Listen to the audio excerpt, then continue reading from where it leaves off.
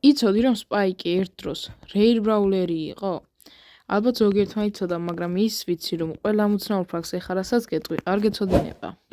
მოდი კი მანამდე გავხსნათ ჩვენ ლეგენდარის ტატრობი. მოგესალმებით, მე გუგა ვარ და დღეს ჩემ ვიდეოს უყურებთ. დავაგდით მენდის ჰაიპერჩარჯი, მე ძალიან მომწონს ეს ჰაიპერჩარჯი. და ეს არის მორტისის, მაგრამ ჯერ მოდი არა ვიღოთ. ეხლა კი უშუალოდ ფაქტებზე გადავიდეთ.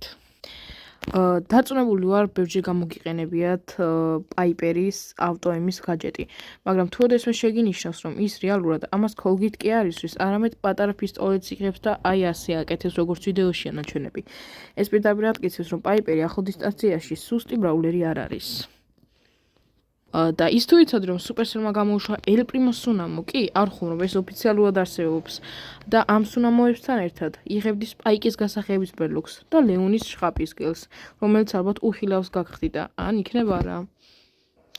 და სანამ გამოცნობებზე ვსაუბრობთ, შეგიძლიათ გამოიცოთ, ვინ იყო პირველი ბრაულერი Brawl Stars-ში.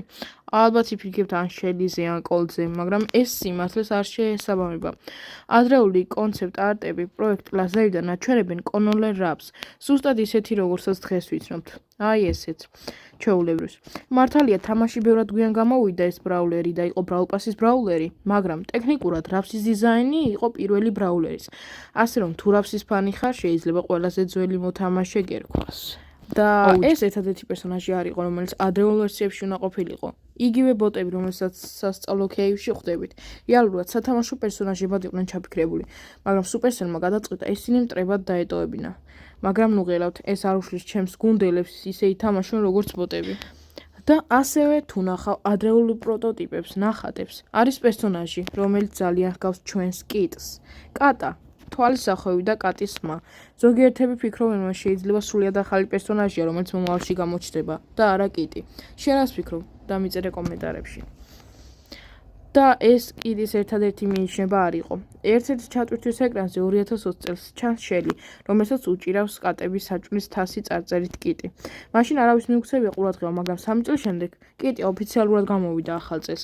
ეს ამტკიცებს, რომ სუპერსელი ძველი იდეების გაცოცხლებას არ უშინდება. ვინ იცის, იქნება ახალი ბრაულერების ნიშნებები დღეს შეადამალული თამაშში და ჩვენ ვერ ვამჩნევთ. მაგრამ ჩვენ ხომ უბრალოდ თეორიებზე საუბრობთ ეხლა. ახლა რაც ნამდვილად მოხდა. ერთ დღეს მოთამაშე ჩედა არონ კორკომი შევიდა თამაში და შენიშნა რაღაც უცნაური. ახალი ოფიციალური რუკა. ძალიან ჰგავდა რუკას, რომელიც მან ადრე შექმნა და სუპერსელისთვის გააგზავნა. როცა უფრო ყურადღებით დაათვალიერა, მიხვდა, რომ ეს იყო მისი რუკა, უბრალოდ გადაბრუნებული. არ ვიცი რამე მიიღო თუ არა ამისგან, მაგრამ აშკარაა, სუპერსელს მოთამაშეების იდეების სესხება არ ეშინია. მაგრამ თუ მაინც ფიქრობ ამ ყველაფრის შემდგომ, რომ სუპერსელი არაფერს იპარავს მოთამაშეებისგან, შეხედე დემონ მორტისის სკინს.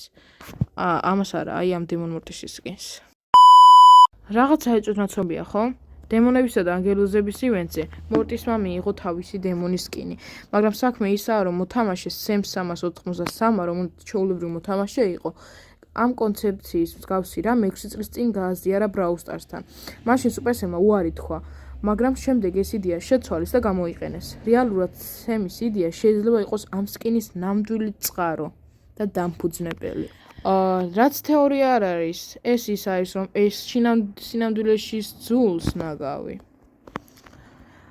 ირონიულია რა, თვითონ ნაგვის უნაა და მისი საქმეა ნაგვის შეგროვება, მაგრამ თუ მის ფრაზებს მოусვენ, დარწმუნდები ამაში. ეს აშკარაა. ალბათ სუპერსელი უბრალოდ გვეხუმრება, ზუსტად ისე, როგორც ბროკის როკეტის გამშვებით. თუ დააკვირდებით მის იარაღს, ჩვენ დავინახავთ, რომ მას 4 რაკეტის ხვრელი აქვს, მაგრამ თამაში 3 ისვრის, გარდა იმ შემთხვევისა, როცა მისი star power გვაქვს და მეოთხე რაკეტასაც ისვრის. ჩემი აზრით, ეს star power-ის გარეშე ასე უნდა ყოფილიყო თავიდანვე.